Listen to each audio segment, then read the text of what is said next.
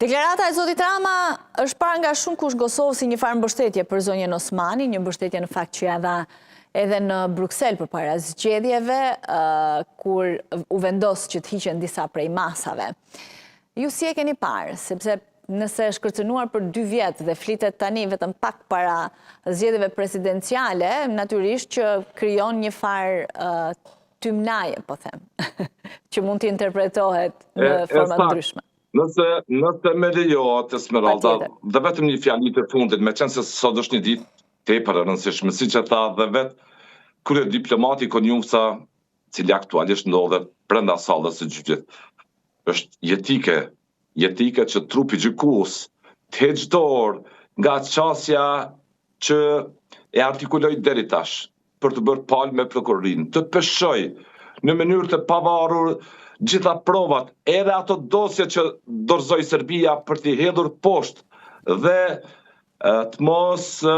përpiqe ta shoh kryengritjen e shqiptarëve të Kosovës si kryengritje kriminale, sepse e vërteta qëndron krejtësisht ndryshe. E vërteta jo vetëm e shqiptarëve, po e vërteta e komunitetit e aleatëve tanë ishte tjetër. Prandaj,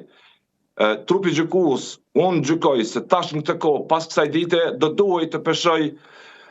me hollësi, me paanshmëri gjithë këtë proces, e që besoj se do ta bëj dhe zoti Thaçi,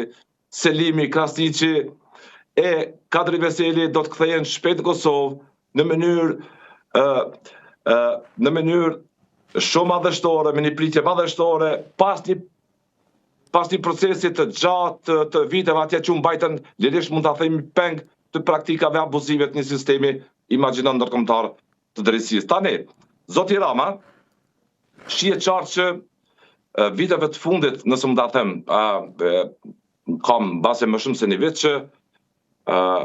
reflekton politikisht një afërsi me zonjën Osmani në sy tonë, mbase për gjetur një adresë tjetër në Kosovë me këtë komunikojmë, me qenë se me zotin Kurti shihet qartë që